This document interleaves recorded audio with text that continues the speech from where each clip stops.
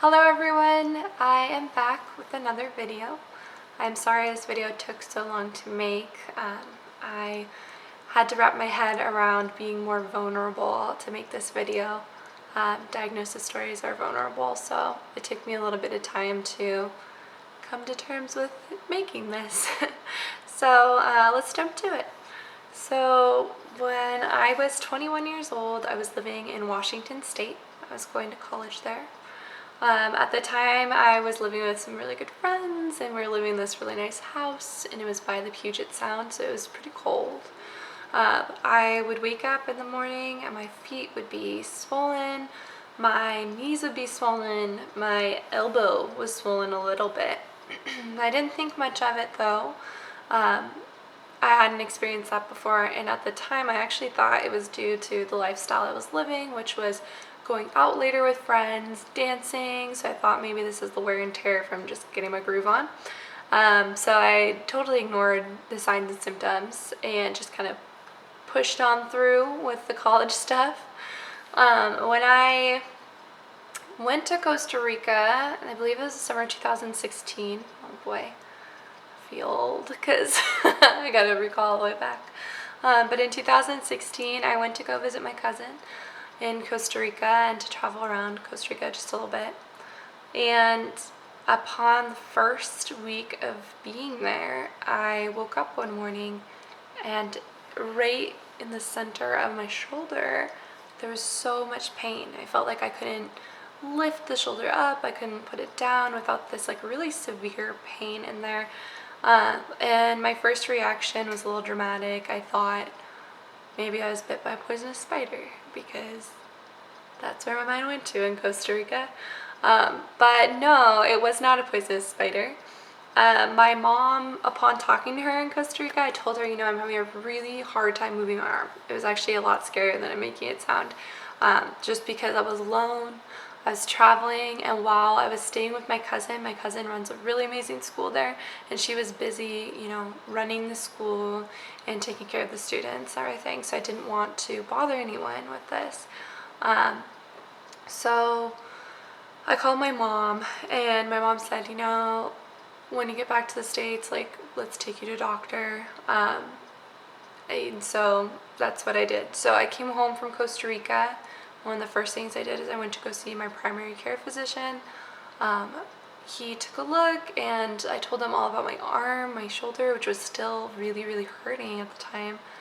And I remember him saying, you're at a point in your life, where if you do have any autoimmune diseases or any other diseases that they come up in your 20s, these things can pop up, and often they'll come up and rear their heads when you're in your 20s. So I thought, okay. I had no idea what he was talking about, by the way. I don't think I even really knew what an autoimmune disease was at all. So I went and I did all the tests that my doctor had ordered. And when the tests came back, I got a call. I was with a friend at the time, saying that the tests came back and they wanted to see me because it came back positive for rheumatoid arthritis, one of my blood tests. It had markers in there for inflammation. And so I went to go see my doctor again, and he said, unfortunately, this is what at this time it looks like you have all the signs and symptoms, and he sent me on my way to see a rheumatologist. I started seeing the rheumatologist about 2 weeks after my diagnosis, and she just said it was a total slam dunk, that this is absolutely what I have. It shows in the blood work, it's showing in the joints, and that she was taking a look in my medical history in my past. And at about 15, I had been reporting a lot of joint pain in my fingers, my thumbs specifically, my jaw.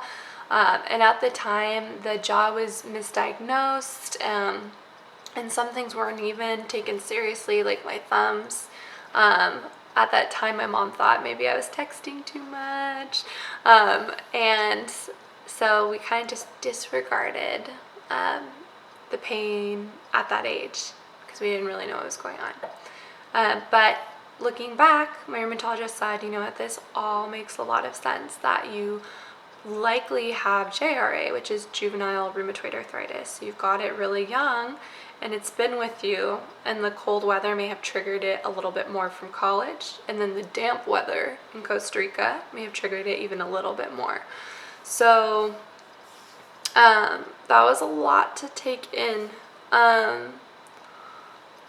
When I found out I was diagnosed, I almost felt relieved, because it made sense for the past, from 15 on, for all the pain that I was feeling, because at that time I was kind of told to, get my act together and to not complain, and that I was told it would just go away, or maybe it was growing pains, or there were a ton of other things. And I mean, we couldn't have known what it was at that time, so I don't hold anything against any one of my family members for that, or any of my teachers for that, or anything.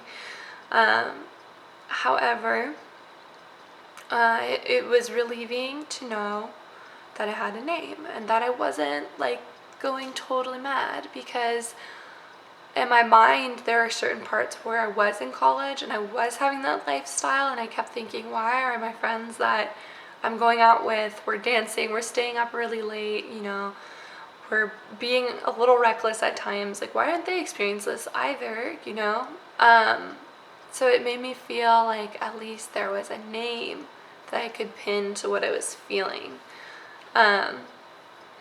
So that was that. And so I started doing treatments. I started on methotrexate and on prednisone, and that was just to figure out if that would at first help tackle the inflammation.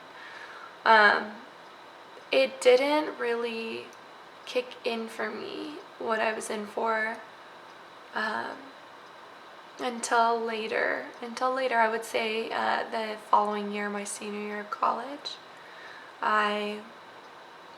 it like really hit hard. It hit hard because it started to get worse, and the RA was rapid. I don't know what exactly triggered it that badly, but it was rapid. I had it in my elbow. I couldn't fully open my elbow. I still can't. That's my good elbow. That's my not good elbow, as you can see. So it just kind of did its thing, and it kind of spread really quick and into those joints, and it was hard. It was hard because, I'm sorry. Sorry, this is the vulnerability part. I'm just gonna roll with it. It was hard because I came back my senior year to college, and I didn't know what to tell my friends or how to tell them about this diagnosis, because my friends wanted to go out. They wanted to, still have that lifestyle of, going out for a drink every once in a while, going out dancing. And my life had to change drastically. Like, I couldn't do that kind of stuff anymore, and I know that's not the purpose of life to be doing that stuff, but it was college, and I really wanted to enjoy myself, and I felt like I had to kind of grow up a little faster in that circumstance. And I mean, I've had to throughout my life, but it just felt like I was not able to enjoy my senior year as much as I thought I would.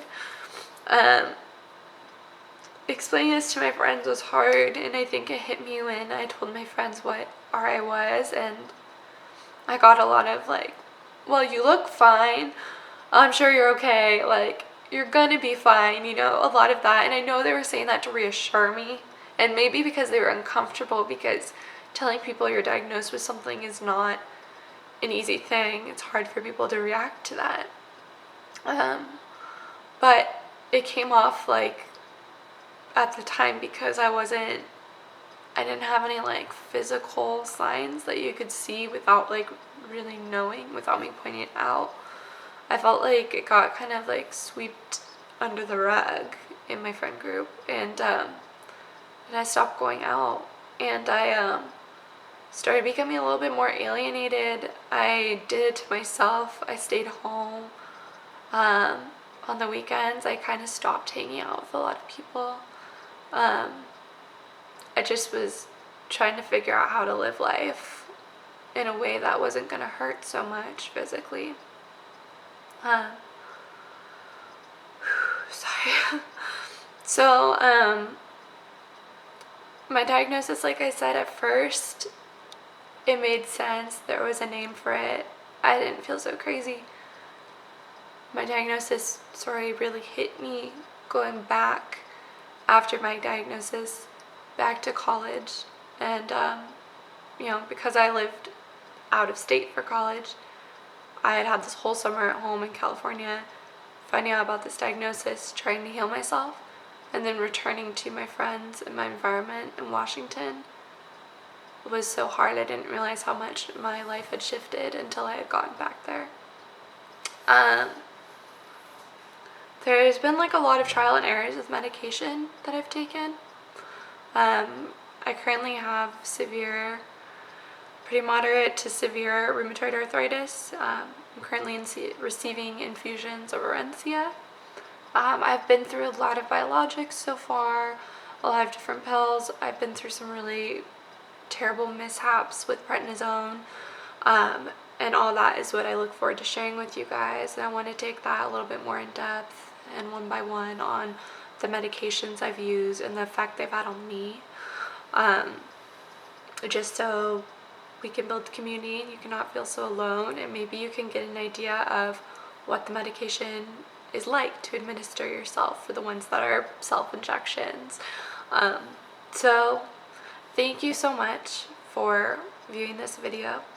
Thank you for making space for me to be vulnerable with you. If you are going through this, know that you're not alone, that we are here, and that we are strong. And thank you so much, and keep up the good work, you guys. And I will start making more frequent videos. I'm sorry, I had a hard time coming to terms with making this video. It was actually harder than I thought. And I guess I should let you go. Alright, y'all, so take care. Thank you so much for joining me today. I hope you have a wonderful day wherever you are, and we will speak soon.